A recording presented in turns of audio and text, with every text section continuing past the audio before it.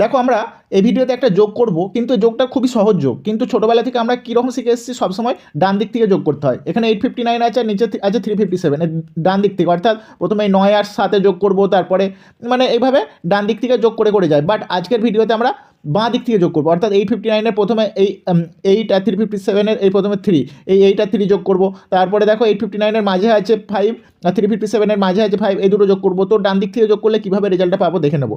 তো প্রথমে দেখো 8 আর 3 যোগ করলে আমরা পেয়ে যাবো 11, তো 11টা এইভাবে লিখে নেবো। তারপরে দেখো 859-এর মাঝের ডিজিটটা কত আছে 5, আর 357-এর মাঝের ডিজিটটাও 5, তো 5 আর 5 যোগ করলে আমরা পেয়ে যাবো 10, তো এই 10টাকে আমরা এইভাবে লিখে দেবো। তারপর দেখো 859-এর একদম লাস্ট ডিজিট, অর্থাৎ একক স্থানীয় অঙ্ক আছে 9 আর 357-এর একক স্থানীয় অঙ্ক আছে 7, তো এখানে 9 আর 7 যদি যোগ করি আমরা পেয়ে যাবো 16।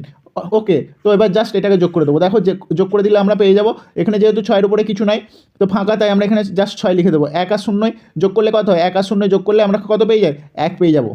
তারপরে দেখো 1 1 যোগ করলে 2 পেয়ে যাবো, এখানে 1 পেয়ে যাবো। তাহলে কত হয়ে গেল 1216। তো এইটাই যদি আমরা বাঁ দিক মানে আমরা এখন কি করলাম, বাঁ দিক থেকে যোগ করলাম। যদি আমরা ছোটোবেলায় যে নিয়ম শিখেছি ডান দিক থেকে যদি যোগ করা হয় তাহলে কি এই একই রেজাল্ট আসছে নাকি আমরা টেস্ট করে নেবো। 859-এর সাথে 357 যোগ করে দেখি, যদি আমরা ডান দিক থেকে যোগ করি 9 আর 7 16, 6 হাতে 1, 6 আর 5 11, 1 হাতে 1, 4 8 12, দেখো সেই একই রেজাল্ট পাচ্ছ 1216। তো আমরা এটা এই ভিডিওর মাধ্যমে বাঁ দিক থেকে কীভাবে যোগ করে তার ট্রিক্স শিখে নিলাম।